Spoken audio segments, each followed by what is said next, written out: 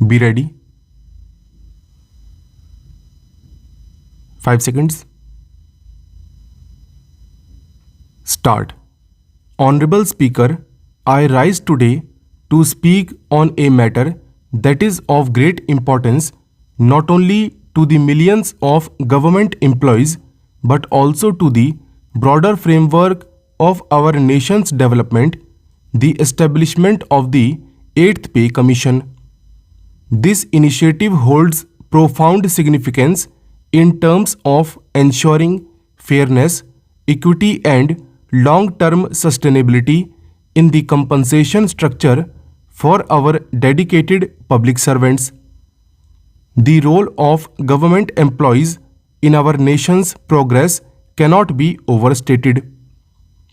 From teachers shaping the future of our children, to doctors saving lives, to administrators ensuring that policies are effectively implemented, their contributions are essential to the smooth functioning of our democracy.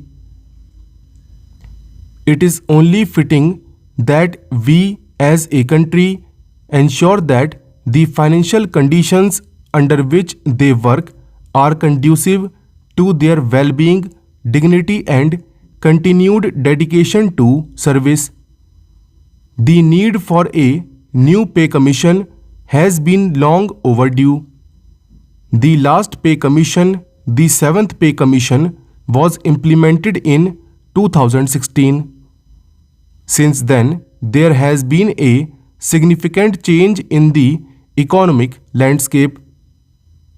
The cost of living has increased, inflation has eroded the value of wages, and many government employees are feeling the pressure of rising expenses, particularly in urban areas. These challenges demand an urgent reassessment of the existing pay structures. Therefore, the 8th Pay Commission must focus on updating and ensuring that the salaries and allowances of our employees reflect the current economic reality. While the financial aspect is crucial, we must not lose sight of the overall welfare of our employees.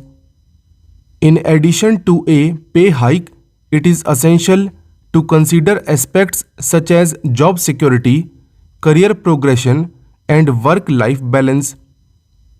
Government employees are often tasked with long hours, working in challenging conditions, and dealing with public pressure. It is only right that their compensation reflects these sacrifices and motivates them to continue contributing with utmost dedication. The financial well being of government employees is directly tied to the broader economic growth of our nation. When employees are compensated fairly, they are more likely to invest their earnings in the economy, driving growth in multiple sectors. This in turn can create a virtuous cycle where a motivated and financially secure workforce contributes to national prosperity, boosting consumption and investment. Moreover, we must ensure that the recommendations of the 8th Pay Commission are designed to foster greater productivity and efficiency in our workforce.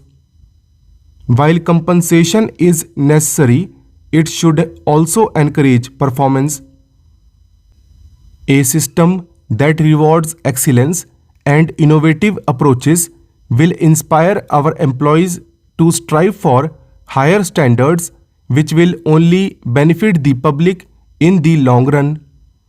It is important, however, that the process is transparent and inclusive.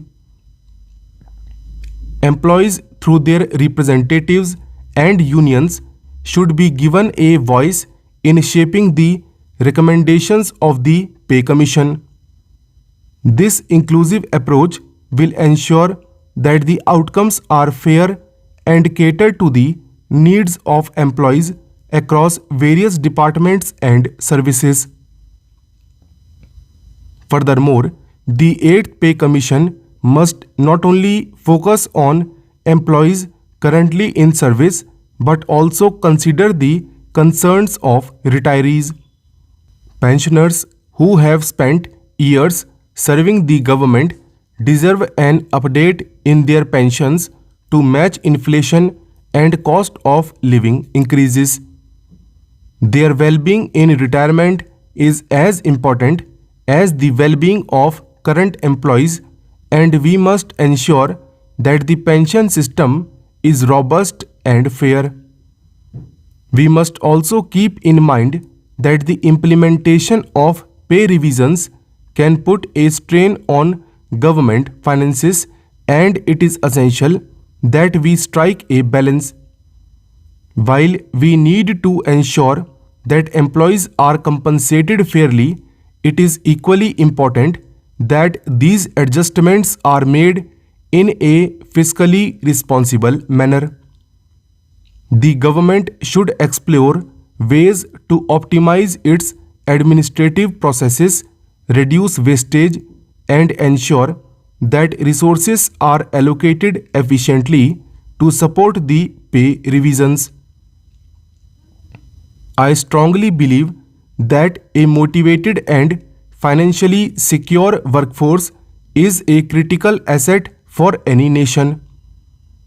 By providing our employees with the financial recognition they deserve, we are not just improving their lives but also strengthening the very fabric of our administration.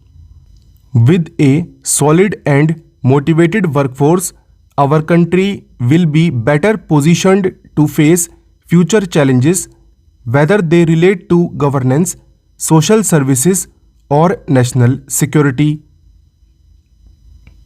Honorable Speaker, the formation of the 8th Pay Commission offers us an opportunity to rethink and refine the compensation structure for our government employees. It is a chance to ensure that their hard work, sacrifices, and contributions are rewarded fairly and justly. This is not just a financial issue, it is a matter of justice, equity, and dignity for the millions of workers who serve our nation selflessly. As we deliberate on the recommendations of the 8th Pay Commission, let us do so with the understanding that the welfare of our employees is directly tied to the strength of our nation. When our employees are happy and secure, they will work with even greater commitment, helping us to build a better and more prosperous India.